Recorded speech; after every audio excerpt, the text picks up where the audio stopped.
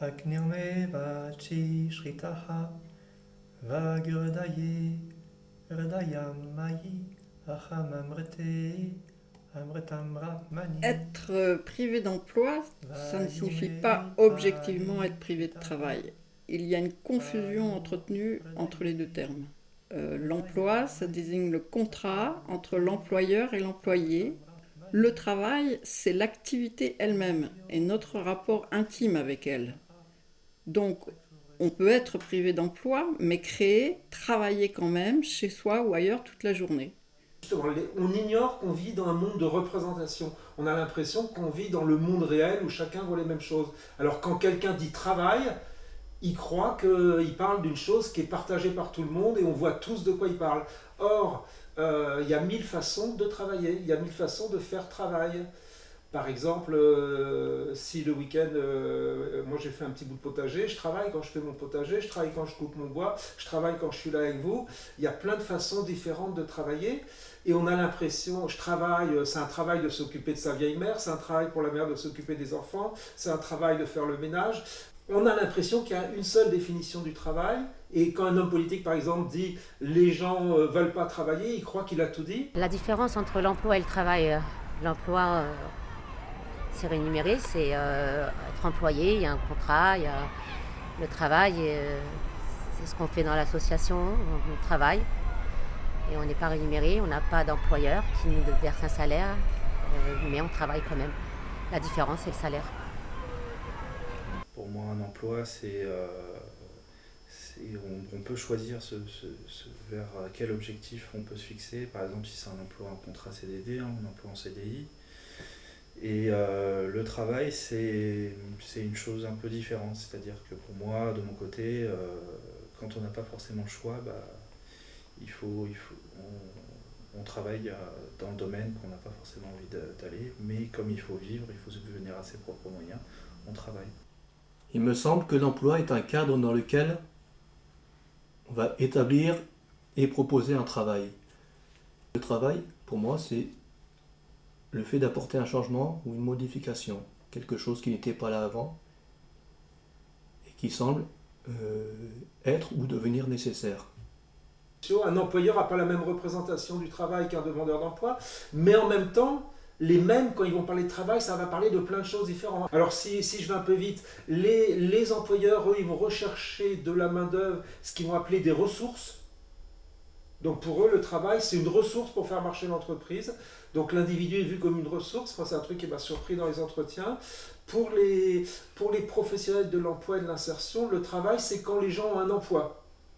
C'est quand les gens ont un emploi. Alors ils oublient que les mêmes, des fois, ils travaillent beaucoup, mais ils n'ont pas d'emploi. Mais là, on va considérer qu'ils n'ont pas de travail. Un emploi, c'est une activité rémunérée. Et un travail, c'est une occupation. Donc je peux aller aider mon oncle et ma tante, par exemple, pour déplacer des petits trucs dans le jardin, etc. C'est un travail comme un autre. Et si à la fin de mon activité, on me donne un joli petit billet, alors c'est un emploi. Voilà. Travail et emploi n'ont donc pas le même sens. Travailler, c'est aussi préserver des valeurs et de la dignité humaine. Donc, il y a beaucoup à revoir pour créer un monde dans lequel le travail fait sens pour chacun et où il est possible de produire des biens et des services qui soient vraiment au bénéfice de tous et de tout le vivant. Au sein des différentes associations dans lesquelles je fais partie, j'ai vraiment l'impression d'avoir des responsabilités, un véritable travail. On compte sur moi, on attend à ce que je vienne. Les réunions, on écoute ce que j'ai à dire. Donc, j'ai vraiment l'impression d'exister. Alors, je suis travailleuse sociale, je suis éducatrice depuis plus de 20 ans. Je suis animatrice culturelle, je suis aussi formatrice dans le social. Ce qui me donne la sensation d'accomplir ce travail, c'est les résultats qu'on obtient, c'est les projets qui sont mis en place, ce que ça peut apporter aux gens, à l'association, au niveau social. De mettre en œuvre des nouvelles choses, de permettre aux gens de s'exprimer, c'est tous les petits indicateurs qu'on arrive à obtenir suite à notre action qu'on a mis en œuvre en fait. J'ai le sentiment d'effectuer un vrai travail, comme dans le cas d'emploi rémunéré d'ailleurs. À partir du moment où on me demande de faire un travail, bon, je le fais. La différence, c'est que dans l'emploi bénévole, c'est qu'il n'y a pas cet aspect d'obligation. Et donc on reste dans la liberté et donc dans le vrai partage. Le travail associatif, c'est du réel travail. On aime, on n'aime pas. Quand on n'aime pas, on ne le fait pas dans l'associatif. Donc ce qui a l'avantage, c'est d'aimer le faire, mais c'est pas moins du travail pour autant. C'est de l'organisation, c'est du temps, c'est de la réflexion, c'est des contacts avec les partenaires, c'est du travail. En tout cas, notre travail à nous, c'est de faire valoir leurs droits. Et souvent, ils ont le droit à un RSA. RSA, statut SDF, un petit peu plus. La vie dans la rue est très très chère. Il y a des gens aussi là qui sont dans la rue, qui travaillent, qui disaient tout à l'heure, hein, ils ont des petits jobs, ils travaillent, ils essayent. Je ne sais pas comment ils font. Hein. Des personnes qui ont des droits et qui n'en bénéficient pas. Parce qu'ils ne font pas la démarche, parce qu'ils sortent de prison, parce qu'ils ont baissé les bras à un moment donné, parce qu'ils ont rencontré des difficultés qui les a fait tout lâcher. Une déclaration pas faite, ça les met, puis après ça les amène dehors. Les gens, c'est ce qu'on appelle les non-recours. Donc c'est des gens qui font pas de demande, qui vivent, soit ils sont marginaux, soit voilà, ils ont baissé les bras depuis longtemps. Justement, nous, le fait de travailler avec eux, de faire des maraudes, ça crée des liens et un lien de confiance. Et de fil en aiguille, on propose un accompagnement, on peut les aider, on a des ficelles, on a beaucoup de partenaires. Le travail à nous, c'est de les orienter vers les organismes appropriés à leurs besoins et surtout de leur faire valoir leurs droits. Le RSA, la CMU, la couverture sociale, voilà. Et puis de fil en aiguille, la PSL, corps de principe, un appart, un travail. RSA peut-être, mais c'est tellement important d'avoir un statut et de se dire, ne serait-ce que pour soi-même, je travaille. Ce côté de cette partie comme un bout de dignité. On ne veut pas être comme si on était découvert et ce petit bout de dignité, nous on le reprend, on s'accroche un petit peu à lui. Je ne suis pas arrivée à mon but final, mais en attendant, je travaille quand même un peu. Je travaille, je fais ce que je peux. Quelqu'un qui passe sa vie à chercher à s'en sortir, qui économise à droite à gauche, qui fait 3 boutiques pour trouver le truc le moins cher, qui récupère des machins à droite à gauche, qui vend sur des sites des objets usagés, etc. C'est un travail à temps plein. Mais là, on va quand même considérer qu'il n'a pas de travail parce qu'il n'a pas d'emploi. Ça, c'est du côté des PSL de l'insertion et de l'emploi. Du coup, les gens qui n'ont pas d'emploi, on considère qu'ils n'ont pas de travail, donc ils ne font rien, donc ils ont un poil dans la main. Et c'est ce que vivent les allocataires. Hein. Ils vivent qu'ils sont en dehors du monde du travail, alors même qu'ils travaillent tout le temps, tout simplement parce qu'ils sont en dehors du monde de l'emploi. Ce qui m'a emmené à être au RSA, c'est quelques événements familiaux où j'ai un peu baissé les bras pendant un temps. J'ai mis du temps, j'ai mis au moins une petite année à me remettre de cela et à reprendre goût à une activité. C'est une chance qu'on a de pouvoir percevoir le RSA, c'est une chance qu'on a de pouvoir garder la tête hors de l'eau ou notre dignité. Le RSA a été pour moi une bouffée d'oxygène dans une situation dans laquelle où je ne voyais pas grand-chose dans l'avenir. Mais ça m'a beaucoup aidé. Ce qui m'a amené dans le dispositif du RSA, c'est une fin de contrat. Le dispositif du RSA me permet de me projeter dans un autre avenir, dans une reconversion professionnelle qui pourrait passer par un diplôme. Ça me permet aussi d'avoir ma micro-entreprise, de pouvoir gérer mon temps. Ça permet de combler les mois qui ne sont pas bien payés. Ce qui m'a amené à entrer dans le dispositif du RSA, c'est ma sortie de communauté religieuse en 2015, dans laquelle je suis resté pendant 6 ans, jusqu'à la veille des vœux définitifs. Et voilà, j'ai dû me réorienter, chercher à me réorienter à reprendre pied dans un monde que j'avais quitté depuis déjà plusieurs années. Ce que me permet le RSA aujourd'hui, c'est d'avoir justement de la disponibilité, non seulement pour écrire, mais pour répondre, on va dire, au courrier des lecteurs ou aux différentes demandes qui me sont adressées. Et aussi l'assistance à ma mère au quotidien. Voilà. Alors, étant actuellement au sein du RSA, donc via aussi avec un contrat d'engagement réciproque suite à une maladie, un problème de santé qui a été très grave pour moi, je le perçois plutôt comme une deuxième chance pour moi, parce que ça me permet de faire toutes les démarches des soins, de tout ce que j'ai besoin actuellement, et puis de remonter la pente et de repartir vers le monde du travail. Ce qui m'a amené dans le dispositif du RSA, c'est suite à une séparation. Il a fallu que je reparte à zéro. Et j'ai eu à ce moment-là un problème de santé qui a fait que j'ai pas pu reprendre un emploi de suite.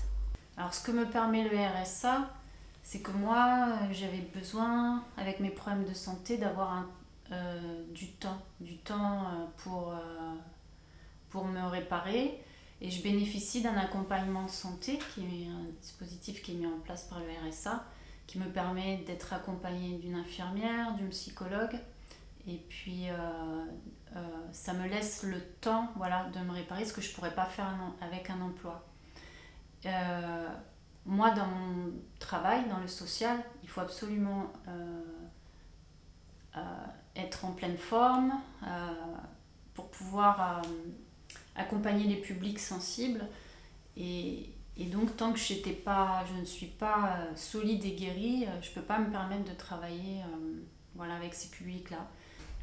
Alors, ancien SDF, j'ai fait la démarche de demander le RSA, ce qui m'a permis d'avoir un revenu et par la suite de prendre un premier appartement et par la suite de m'insérer dans le cadre d'un contrat d'insertion à l'époque, ça s'appelait comme ça.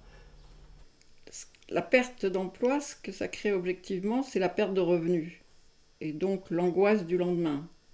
Vais-je réussir à tenir ? Cette angoisse, elle peut devenir très paralysante aussi. Et puis il faut le répéter, avec le RSA, on ne s'en sort pas toujours, surtout à cause des prix élevés des loyers. Alors il faut lutter, inventer des solutions, trouver des moyens de vivre avec très très peu. On peut dire que c'est un sport de combat et tout le monde n'est pas armé de la même façon pour le pratiquer.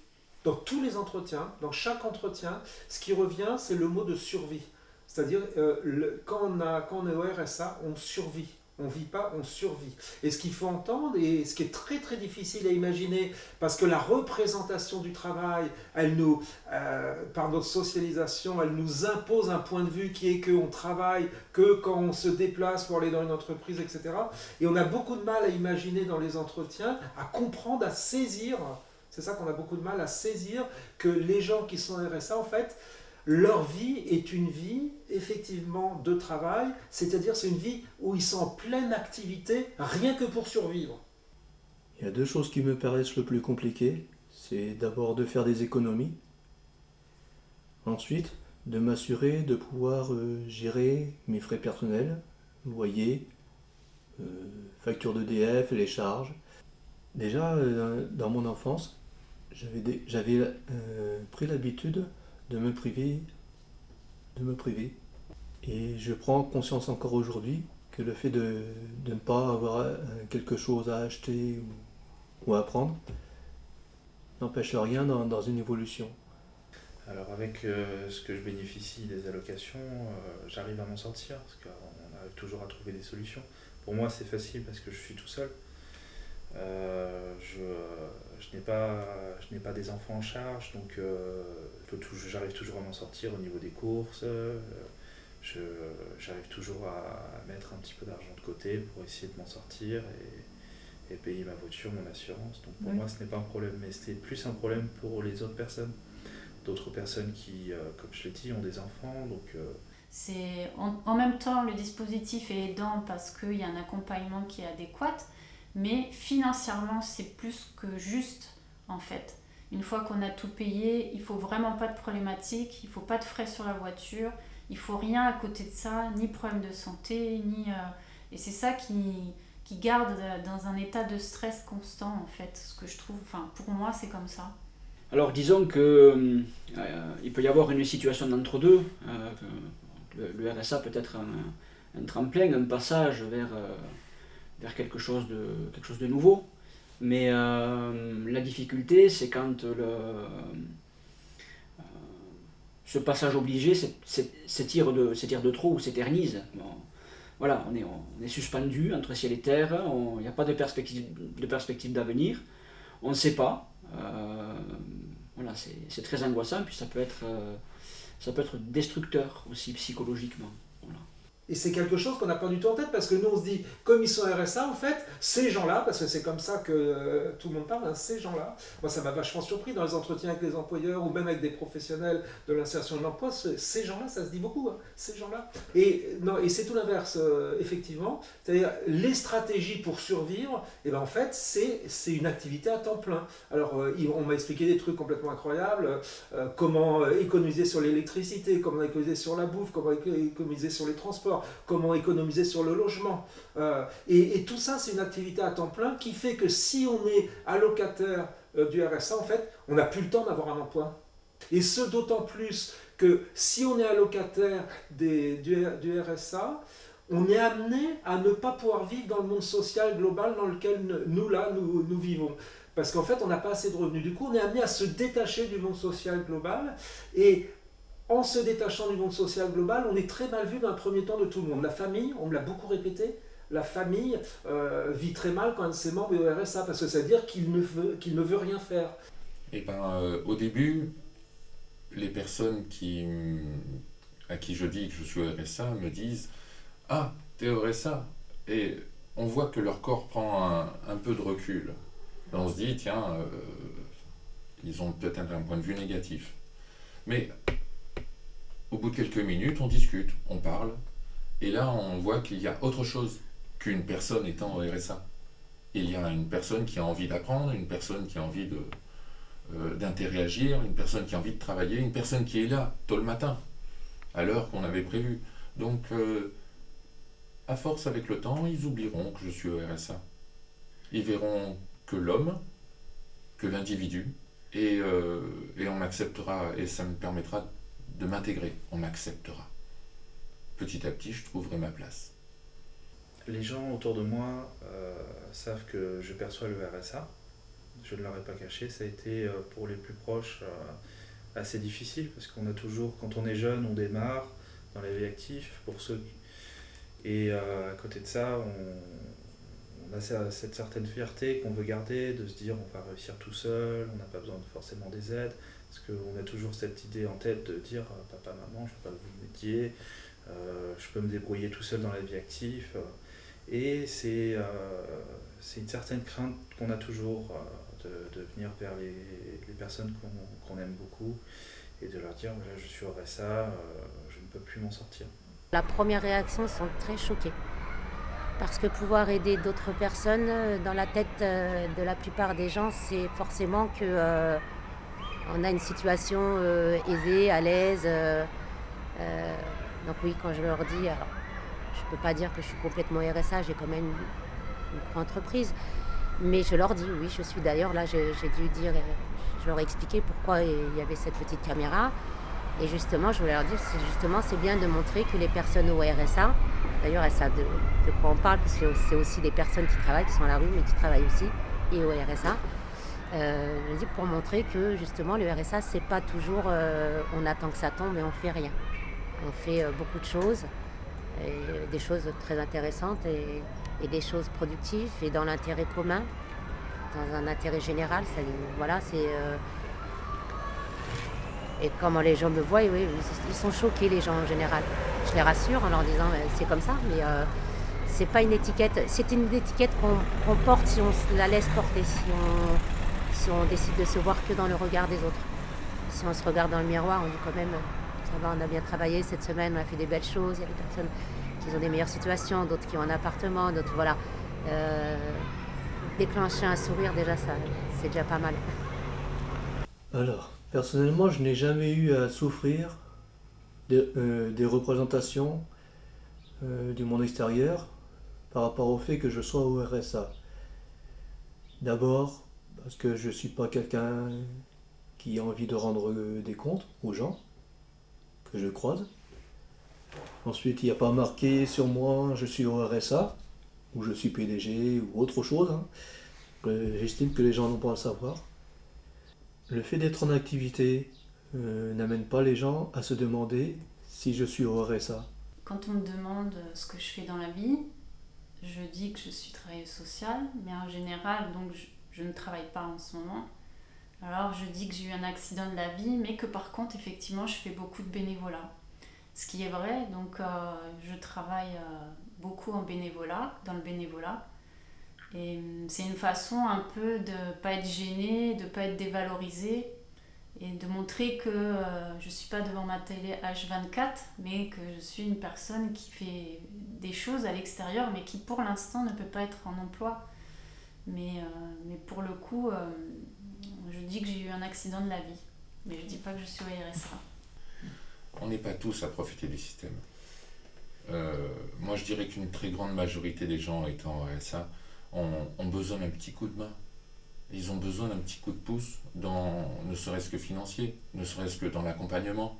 Ça nous aide vraiment, ça nous aide à sortir de cette situation. On n'est pas au RSA, c'est pas une fatalité, ce n'est qu'un temps. Mais nous, ça nous donne de l'espoir. Ça, c'est important. C'est vrai que ce qui est difficile aussi, c'est socialement, même on peut le voir sur les réseaux sociaux, dès qu'on parle des gens qui sont RSA, on les imagine en train de profiter de la société, on les imagine en train d'avoir beaucoup d'argent, de magouiller des choses.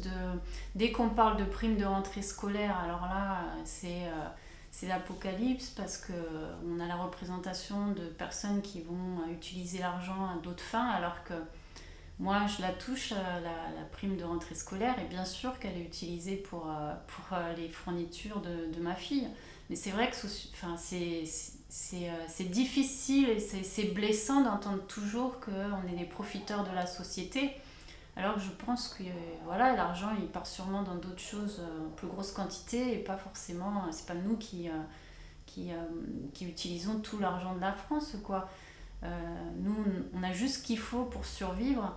Et puis, mais c'est vrai que le retour de ce que je peux voir, et c'est vrai que ça me blesse à chaque fois de voir à la rentrée scolaire ou à la prime de Noël, tous les commentaires qui sont faits, comme quoi voilà, les cassos, ils utilisent l'argent alors qu'ils n'en ont pas besoin, alors que c'est pas une réalité. Ils savent pas pourquoi on est au RSA, ils savent pas du tout qui peut être au RSA et comment il vit avec l'argent qui est donné au RSA, quoi. Ce qui est le plus difficile pour moi étant au RSA, c'est l'appréciation de l'entourage et puis parfois le regard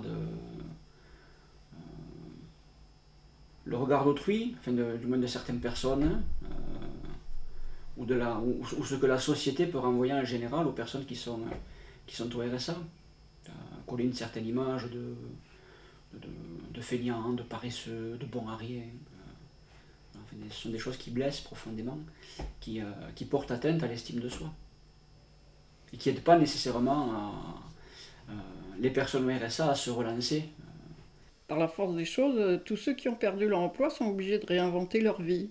Ce faisant, ils voient souvent plus clair dans ce qui était leur vie précédente. Ils voient ce qui ne va pas et comment il est possible de vivre autrement. Alors, on a donc l'image sociale qui est complètement détestable, le sentiment d'être rejeté, le sentiment de ne pas me faire partir du monde, et tout ça, ça induit quelque chose que moi je trouve très intéressant et dont j'entends pas parler, c'est que si on est allocataire du RSA, peu à peu on devient en dehors du monde social, et peut-être en réaction, peut-être en retournement du stigmate comme disent les spécialistes, peut-être par une ouverture à ce nouveau monde, parce que c'est un nouveau monde, on est amené à se situer autrement par rapport au monde social, et on est amené peu à peu à critiquer le monde social dans lequel nous vivons.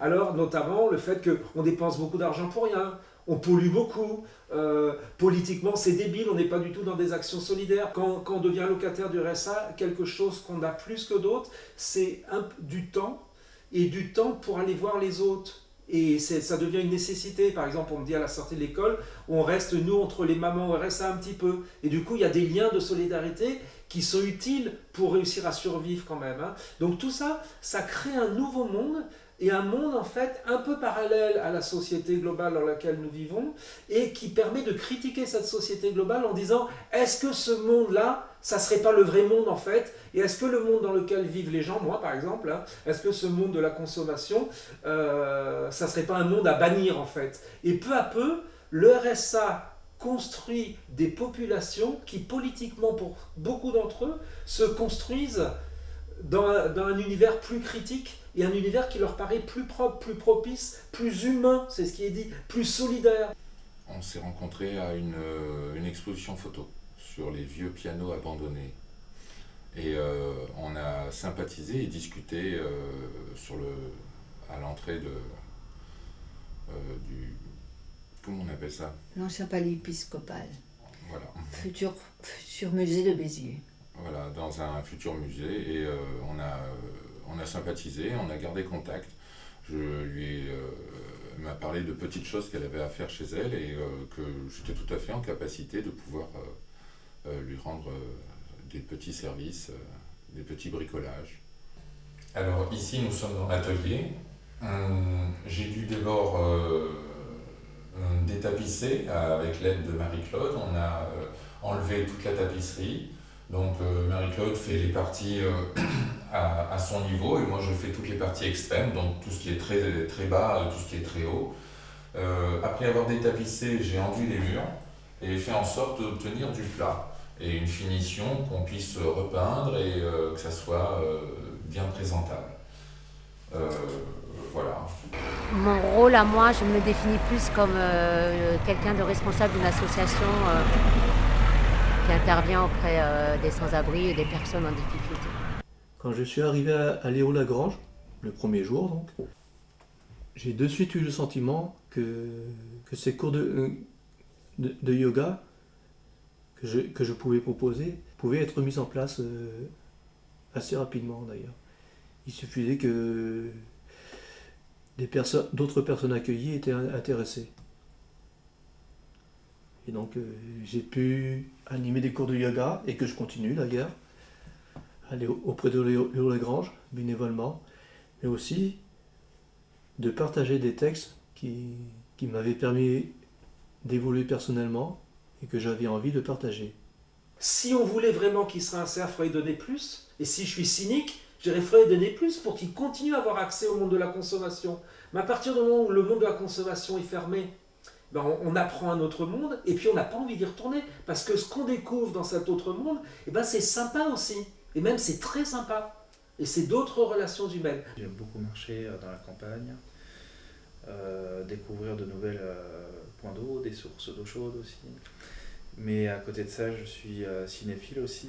J'adore le cinéma, j'adore la musique aussi. À côté de cela, j'ai aussi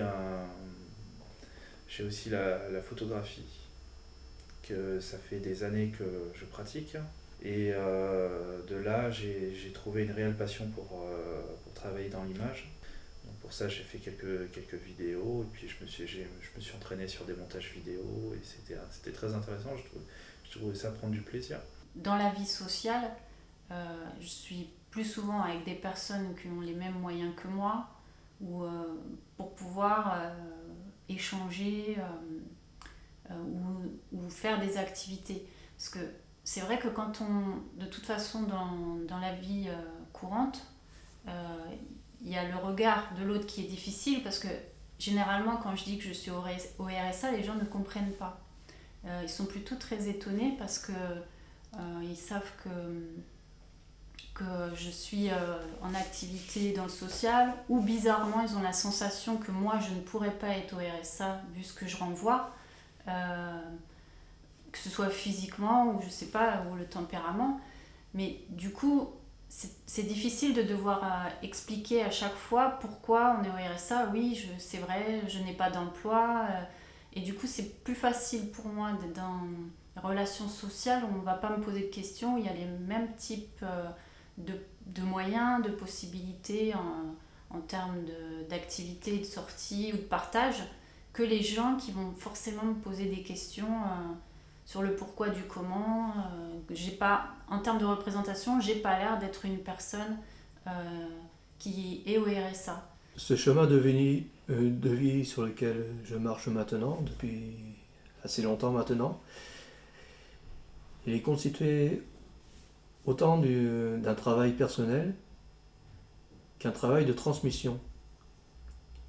Et mon chemin est devenu un lien entre le travail personnel, pour moi, et un travail qui s'opère lors d'une transmission aux autres.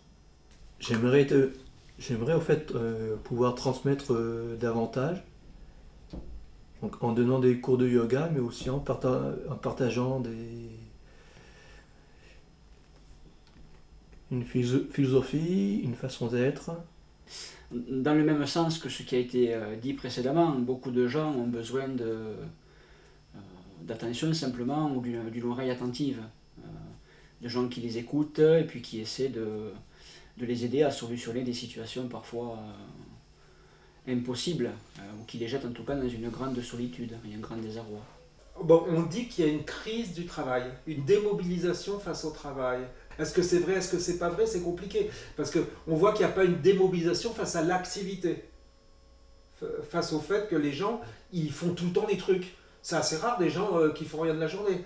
Donc ça, les gens ils sont plutôt actifs quand même, sauf des gens très dépressifs, et il y en a, mais enfin bon, voilà, les gens sont plutôt actifs. De toute façon, j'ai besoin d'occupation. Alors de toute façon, je n'arriverai pas à rester à la maison. Ça, après avoir fait 2 fois le ménage et ça y est, on a envie d'une interaction sociale, on a envie d'avoir une activité dans sa vie. Donc j'en ai besoin. C'est un besoin viscéral, peut-être est-ce l'exemple que j'ai eu de mes parents qui ont travaillé jusqu'à la fin de leur vie. Voilà, pour moi c'est normal de travailler. Dans toute vie on a besoin de réalisation, quel que soit notre niveau.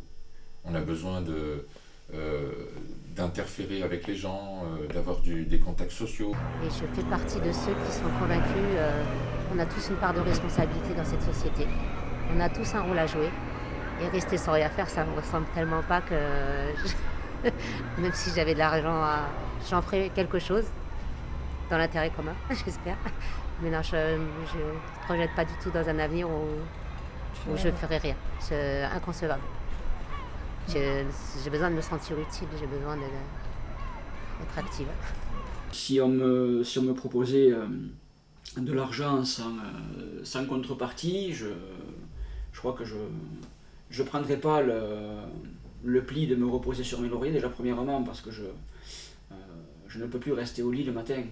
Depuis mes années de vie religieuse, je suis habitué à me lever tôt. Et donc, et puis j'ai besoin d'être actif. Sur les dispositifs, un des trucs embêtants ou intéressants à voir du dispositif, c'est que c'est quand même pas facile de réussir à avoir par exemple son RSA. Ou c'est pas facile d'être inscrit dans une formation malgré tout. C'est pas facile quand même d'entrer dans un truc. Et quand on a son truc à soi, son RSA par exemple, et ça est très important sur le RSA, c'est si difficile de l'avoir qu'on n'a pas intérêt à ne plus l'avoir. Parce qu'on sait qu'on ne survit que parce qu'on l'a, ce petit bout de truc qui n'a rien du tout. Hein. Et on y arrive à survivre, comme beaucoup m'ont dit, je ne suis pas sous le pont parce que j'ai le RSA. Hein. Autrement, je serais sous le pont.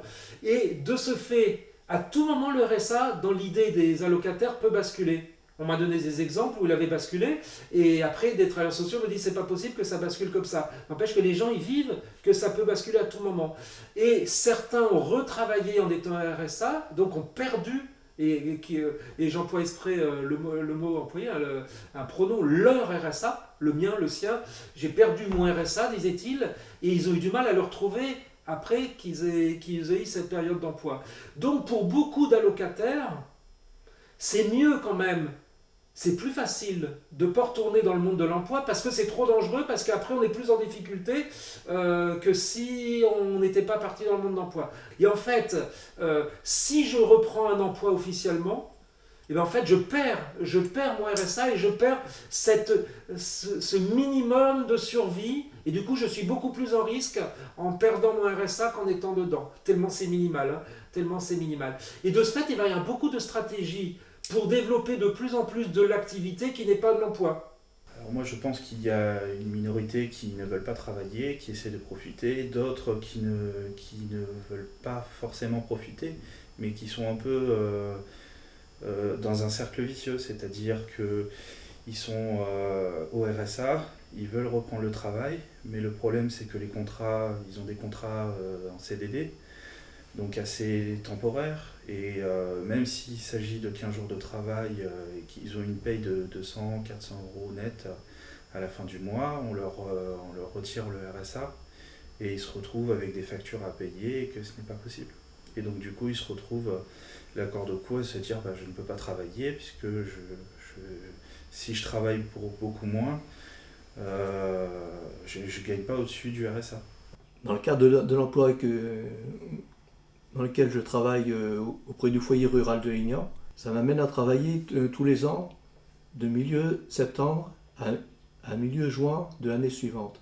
Après, il y a une coupure sans travail pendant les 3 mois d'été. Je déclarais une perte de revenus auprès du Pôle emploi et de la CAF. Sauf que la CAF me demandait une attestation du Pôle emploi, alors que le Pôle emploi me disait qu'il ne délivrait pas ce genre d'attestation et que les gens de la CAF le savent. J'ai été amené à faire plusieurs allers-retours entre ces deux institutions, sans pour autant pouvoir obtenir une autre forme de réponse d'un des deux. Et ce qui m'a permis d'arrêter cette confusion, à un moment donné, j'étais à la CAF, la personne qui m'avait accueilli m'avait redonné le même genre de questions, le même genre de réponse qui ne partait pas dans le sens d'une évolution. À l'instant où elle a enlevé mon dossier de son ordinateur, je lui ai dit bon, maintenant je vais voir le directeur. Et là de suite, elle s'est mise à réfléchir, elle m'a orienté vers un conseiller de la CAF et j'ai eu de suite le retour à la normale. Si je n'avais pas demandé à voir le directeur, j'aurais pu rester des mois sans revenu, sans RSA. Moi, ça m'arrive de temps à autre d'avoir un emploi sur une journée. Et en fait, le grand stress pour moi, c'est les démarches derrière. C'est-à-dire que tout de suite, on reçoit une lettre de la CPAM qui nous dit qu'on n'aura plus la CMU. On a des messages qui nous disent qu'il faut vite le déclarer. Et si on a le malheur de mal le déclarer sur l'application ou sur l'informatique, tout nous est coupé. Il y a une étude du dossier qui est faite. Et ça, c'est des complications qui, au quotidien, quand on est déjà démuni ou sensibilisé, c'est très difficile. Parce qu'on vit dans une forme quand même de stress constant, puisqu'on survit au quotidien et que si la problématique arrivait de ne pas recevoir le RSA, ce qui m'est déjà arrivé avec un blocage de dossier qui a duré au moins 3 mois, je me suis retrouvée sans rien du tout. Donc sans pouvoir payer le loyer, sans pouvoir avoir de quoi me nourrir. Donc il faut faire appel à l'assistante sociale. Vous voyez, c'est des démarches qui sont dures, parce que diminuantes souvent. Et puis, on a peur, on se dit on va se retrouver à la rue, on a des enfants. Donc c'est vraiment de la survie, on ne vit pas. Mon activité d'écrivain et écrivain public, j'arrive à tirer quelques revenus qui me sont retenus selon un abattement de 34% sur les 3 mois qui suivent. Et c'est principalement là la difficulté, parce que ce sont des revenus qui ne sont pas pérennes. Ils sont variables, ils peuvent être plus ou moins suffisants suivant les mois, suivant les trimestres. Et là, par exemple, actuellement, je suis en prestation sans droit. Donc là, la difficulté, c'est de pouvoir se projeter. Et ce qui me cause un peu d'inquiétude actuellement, c'est la facture EDF. Alors, Durant mes périodes de travail, le salaire que je perçois est déduit de mon RSA. Donc si je reçois 100 euros, je vais recevoir 100 euros en moins sur mon RSA. Si je reçois 1500 euros, suite après un travail beaucoup plus long, là, dans ce cas-là, je vais sortir du dispositif RSA et si mon emploi perdure, au bout d'un certain temps, je sortirai, au bout de 3 mois, je crois, je sortirai complètement du circuit RSA, donc je serai vu comme un salarié. Et si par contre le travail s'arrête, fin de chantier, et dans ce cas-là, je reprendrai le circuit du RSA après un certain temps de latence où je n'aurai donc pas de revenu RSA. Je ne reçois pas le RSA advienne que pourra en même temps d'une perception de mon salaire. C'est en quelque sorte une sorte de vase communicant. C'est pas le dispositif passif, c'est le dispositif RSA, parce que de toute manière, après, c'est les branches vers lesquelles on nous envoie. Alors déjà, le statut du RSA, c'est déjà très lourd à porter en France. Un statut de RSA, surtout qu'on est tous logés à la même enseigne, peu importe la situation. Mais quand on est dans un dispositif, moi je me sens personnellement des fois un peu perdue, beaucoup découragée. Je pense que pour me transformer, c'est pas le dispositif du RSA qui va réussir à me transformer, et je pense qu'il subvient quelque chose d'essentiel, c'est à ce que je ne sois pas à la rue. Ça me permet quand même de payer mes factures dans un premier temps. Mais ça me change pas, je pense que c'est le temps et mon expérience personnelle qui ne me change pas le dispositif du RSA, parce que je suis une muteuse. Parce qu'être dans un dispositif du RSA, dans la tête, ça peut faire mal. Et puis on peut vite se laisser aller en se disant, bah, de toute manière je suis au RSA, je suis vue comme ça, et c'est tellement péjoratif que oui, on peut se laisser vite tomber, alors que ça a son bon côté, hein. On est bien content de l'avoir, hein, ce RSA, mais c'est quand même très péjoratif. Le fait de mettre tout le monde dans la même case, peu importe la situation, ça devient très péjoratif. Le dispositif RSA m'a donné le sentiment d'être placé dans un cadre ou une case qui m'a semblé dès le départ être un cadre psychologique dans lequel on ne peut pas sortir. Et donc j'ai eu un sentiment d'enfermement, voilà, dans ce cadre. Je suis passé par un certain nombre d'organismes où j'ai rencontré des gens très intéressants. Je pense à plusieurs en particulier. Les échanges étaient très, très enrichissants.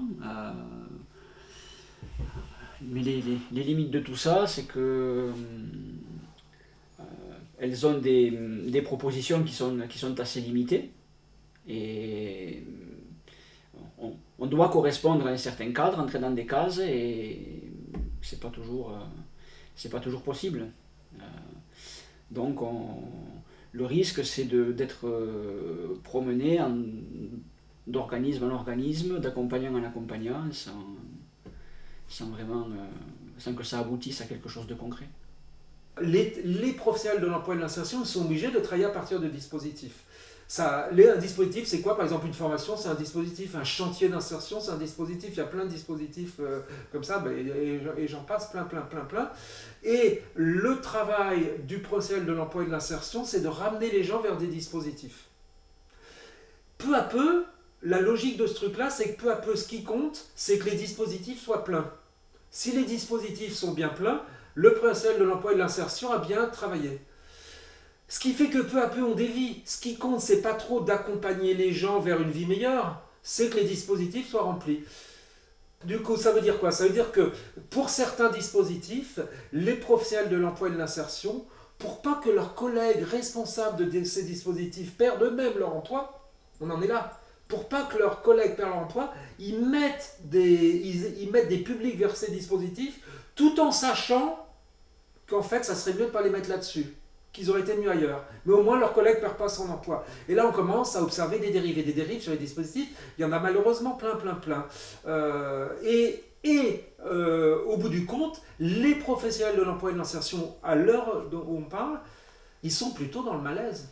Ils sont pas contents, parce que ce qu'ils font, c'est pas ce qu'ils souhaiteraient faire. D'un côté, ils voient bien que le travail et l'emploi, ça correspond plus à ce qu'ils ont appris, c'est-à-dire leur formation de base, ça correspond pas à ce qui se passe actuellement. Deuxièmement, ce qu'on leur demande de faire, de remplir des dispositifs, Même si on nous dirait, c'est pas ça qu'on leur demande d'accompagner. Mais oui, mais en fait, ça revient à remplir les dispositifs. C'est-à-dire, leur travail est bien fait si les dispositifs sont pleins. Ça leur plaît pas non plus.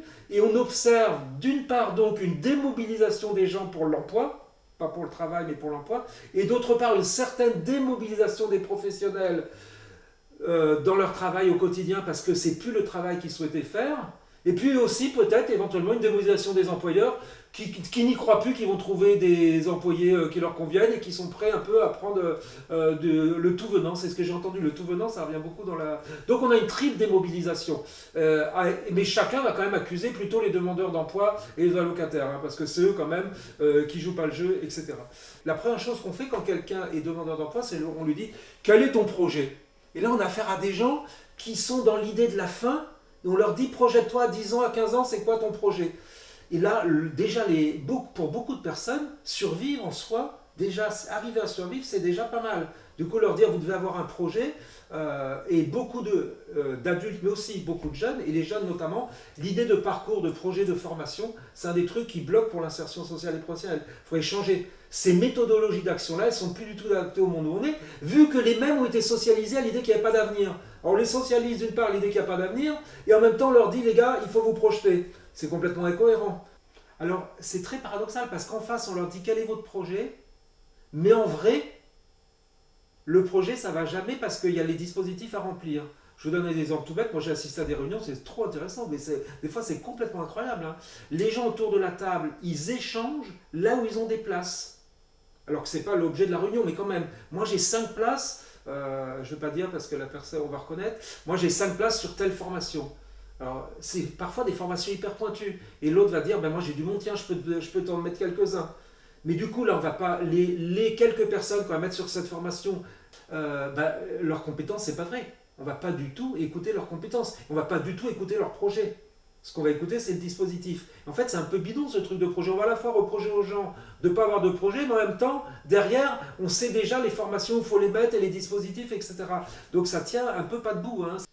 Moi, je trouve que l'emploi laisse très peu de place au travail en ce sens. Il se concentre essentiellement sur l'exécution d'une tâche imposée.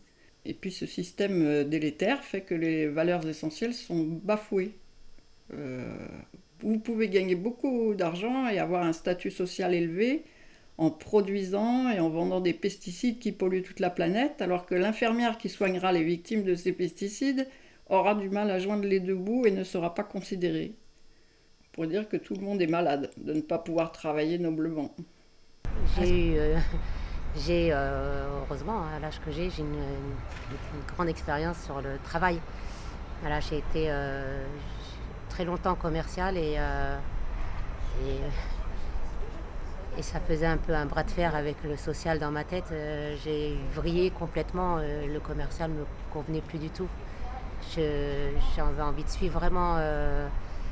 Arrivé à un moment dans notre vie, on fait le parcours dans notre petite tête, ouais, on a bien travaillé dans le commercial, on gagne du fric, c'est bien, on a des bonnes choses, et puis à un moment donné, on se rend compte qu'on n'a pas l'essentiel. L'essentiel, ce que moi j'aime faire, ce que j'estime savoir faire, et ce que j'aime vraiment faire, c'est du social. Donc voilà. Le travail que j'effectuais dans ces entreprises me plaisait, notamment si il n'y avait qu'un seul patron ou qu'un seul autre employé. J'ai remarqué que le petit nombre était souvent signe de succès dans la pérennité de mon emploi. Ça permet de vraiment tisser des liens, alors que dans une très grosse structure, 900 employés ou autre, il y a un peu moins d'humain et je pense que ça me pénalisait un peu. J'ai besoin de ce contact humain, contact que aujourd'hui, avec les particuliers, je l'obtiens. Le travail, c'est quand même la vie, c'est quand même, moi de mon côté, comme exemple, ça m'est déjà arrivé d'avoir des ruptures de couple, et ce qui m'a permis d'avancer, c'est le travail, être présent en milieu professionnel et penser à autre chose. Le lien social, pour moi, c'est très important.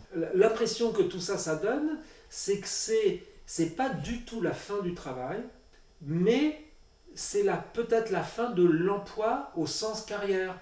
On est dans un monde là, et moi je dis pas si c'est bien ou si c'est mal, j'en sais rien. Comme ça, moi ça me choque un peu. Mais on est dans un monde où en fait, beaucoup de personnes préfèrent faire une activité, récupérer un peu d'argent, faire une autre activité, récupérer un peu d'argent, plutôt que d'avoir un emploi. Et on reste dans les représentations des politiques, des travailleurs sociaux et des employeurs, on reste dans cette idée de ce monde où il y avait des emplois pour la vie, pérenne, etc. Sauf que ça a explosé, et sauf que maintenant on est entré plutôt dans une ère de petits boulots. Moi je crois, et puis là du coup ça laisse songeur quand on parle des retraites là actuellement avec la nouvelle réforme des retraites, ça laisse songeur parce que le modèle qu'on prend, c'est le modèle de l'emploi, alors même que ce modèle il est en train d'exploser. Ça serait beaucoup plus intéressant de réfléchir à qu'est-ce qui est en train de se passer autour du travail, parce que c'est évident que le modèle de la retraite sur lequel on est en train de travailler, il considère que dans 40 ans, le modèle de l'emploi sera le même qu'aujourd'hui, alors que c'est pas vrai. La réforme en cours du RSA, qui vise à conditionner son versement à 15 ou 20 heures d'activité hebdomadaire, c'est une mesure de destruction complète de l'autonomie des allocataires. Devoir être employé de l'État, payé en dessous du SMIC, sans droits syndicaux ni droit à la retraite, ce n'est pas seulement ce qui se profile pour les allocataires du RSA, mais c'est ce qui se profile pour tous les employés. Moi, je crois que ceux qui croient que ces mesures mettront fin à l'assistanat en seront pour leurs frais. Bon, la bonne nouvelle, c'est que ce système construit autour de l'emploi va probablement s'effondrer. Et il va y avoir tellement de monde sans emploi prochainement, et dans toutes les couches sociales, que forcément autre chose va émerger. Mais il n'y a pas de solution, moi je ne crois pas qu'il y a des solutions miracles, surtout qu'on ne sait pas vers quoi ça va évoluer. Ça c'est un des trucs, là moi je parle de mon travail tel que je l'ai fait toute cette année, mais je ne sais pas dans 5 ans comment ça va évoluer. Hein. Moi je pense que ça va évoluer vers encore une plus grande explosion de l'emploi. Parce que c'est bizarre en parallèle, c'est-à-dire les institutionnels et les politiques, ils ont cette représentation de l'emploi unique, de la carrière, tout ça. Mais en même temps, tout est fait pour que les gens ont de multiples emplois séparés, des tout petits boulots de quelques heures, etc. Du coup, tout ça, c'est très paradoxal. Du coup, dans cette conception du travail comme étant un emploi, une carrière, etc., il y a l'idée que la personne qui n'a pas d'emploi est une personne qui n'est pas bien du point de vue de sa tenue, de sa moralité. Hein, quelqu'un qui n'a pas d'emploi, il a vite un poil dans la main, il est vite paresseux. Et c'est pour ça que les gens parlent, les employeurs, les politiques, ils parlent de la valeur travail. Comme si quelqu'un qui n'arrivait pas à accéder à l'emploi, il était moins bien que quelqu'un qui avait un travail parce qu'il n'avait pas intégré la valeur travail, qui est dans la bouche des gens qui parlent uniquement la valeur emploi. Parce que ces gens dont on parle là, ils travaillent tout le temps, je le répète, et c'est ce que j'aurais répété le plus, ils travaillent tout le temps. Moi j'ai vraiment l'impression d'accomplir un travail parce que déjà j'y passe pas mal de temps.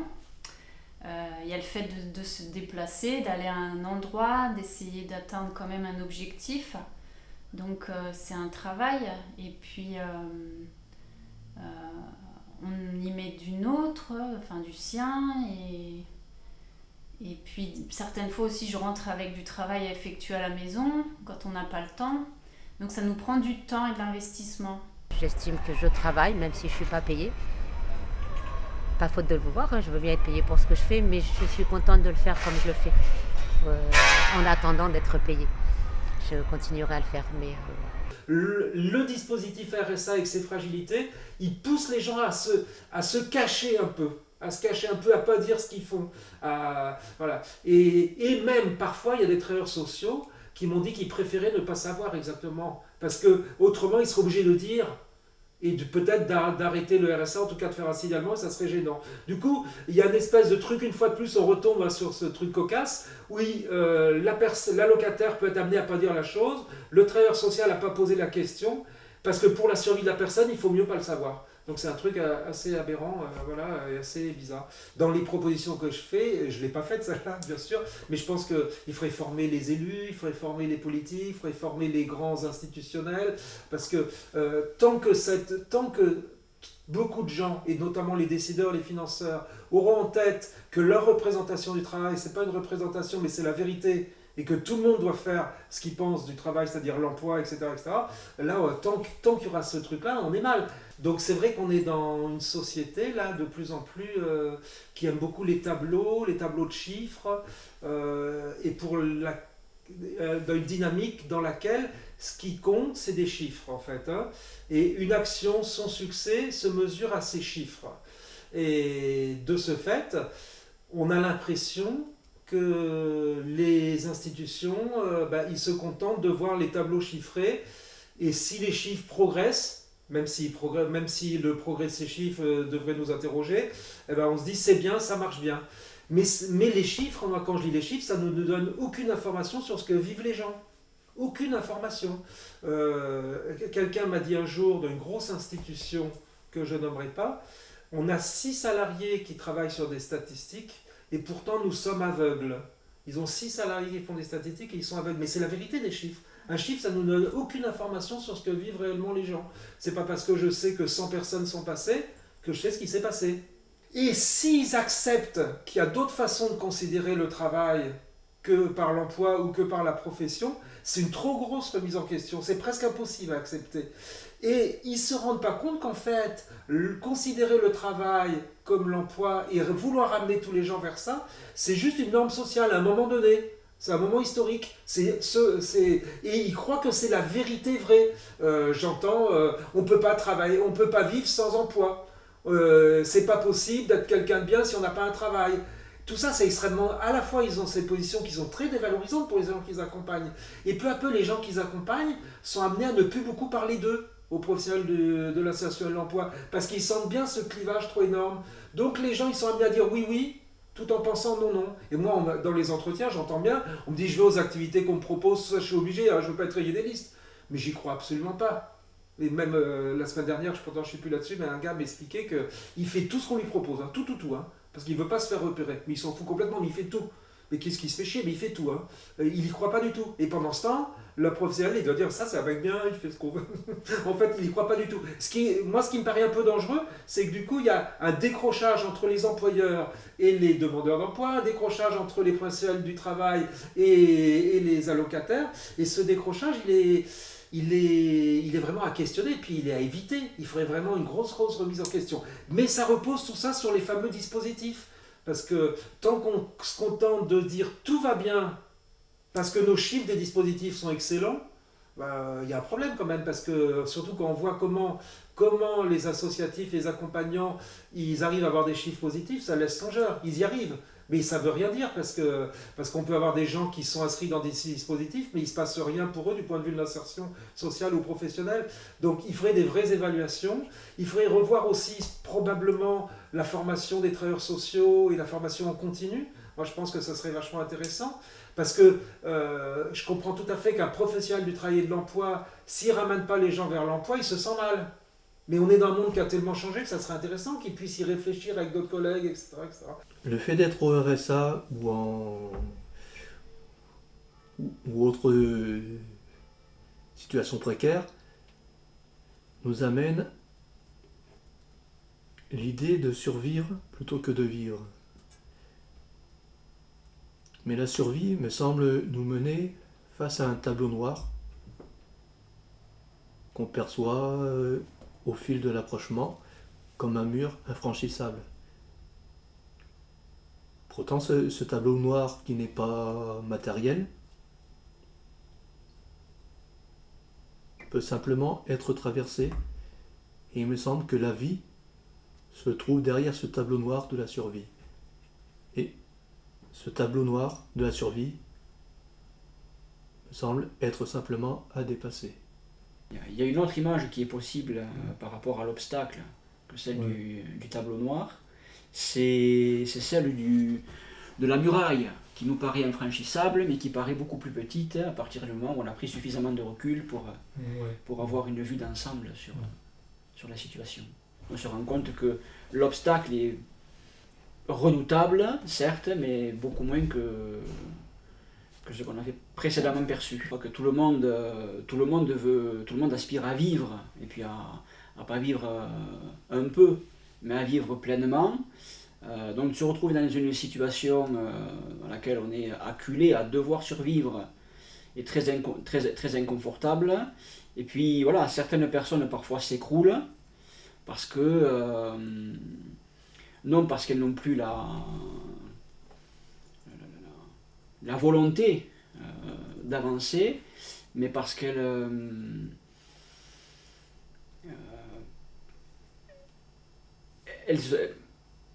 sentent que quelque chose s'est refermé devant elles, qu'il y a un obstacle qui est infranchissable et qu'elles n'ont pas les moyens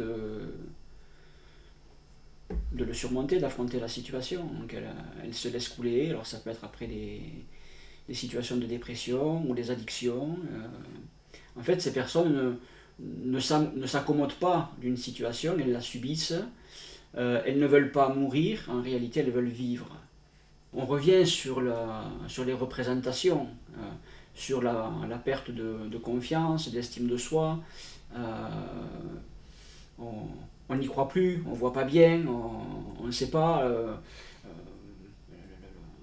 Le lendemain nous effraie, le prochain pas nous est redoutable. Voilà. Je pense que c'est le fait de ne pas avoir de prise sur ce qui doit venir. Voilà. Ce que j'observe, c'est que de plus en plus, les personnes qui ne s'adaptent pas comme on s'y attendrait, c'est-à-dire qui ne vont pas vers les dispositifs, ou qui s'inscrivent dans différents dispositifs et qui ne s'y investissent pas, ou qui, etc., ou qui ne viennent pas toujours au rendez-vous, ces personnes-là, on va considérer qu'elles ont un problème personnel. La difficulté, c'est que quand on observe qu'on a des centaines, des milliers, des dizaines de milliers de personnes qui présentent les mêmes symptômes, on se demande si c'est tout à fait personnel. Et comment ça serait possible d'être suffisamment fou pour réussir à croire en l'avenir quand on a été éduqué pendant 10 ans, 20 ans, 30 ans dans l'idée qu'il n'y avait pas d'avenir. Et moi, je retourne le truc. Est-ce que le plus fou, c'est pas celui qui s'inscrit dans l'avenir, dans la profession, plutôt que celui qui n'y arrive pas, tellement il est bien socialisé à ce monde? En gros, moi, je pense, mais en me moquant un peu de moi-même, je pense qu'on reproche aux gens la socialisation qu'ils ont subie. Moi, ce qui m'étonne le plus, c'est qu'il reste des gens qui s'investissent dans des professions, dans des 20 ans, dans des 30 ans, ça paraît dingue. Ceux-là, leur socialisation n'a pas été réussie. Là, je suis peut-être un peu trop ironique. Non, c'est bon, merci Linda. Ah, merci Linda. Imaginez que le sol s'ouvre à votre corps quand vous expirez, comme s'il pouvait s'enfoncer délicatement. Eh bien, merci à Noël, parce que je revois depuis très longtemps. On s'est déjà rencontrés, ouais. On est un peu dans la même lignée du yoga. Et je retrouve vraiment une pratique que j'aime beaucoup, très fine, très, on va dire, délicate, qui va dans les détails et qui est super. Oui, merci. Voilà. Et merci à Noël pour être là avec nous. Merci. Merci à vous d'être là aussi.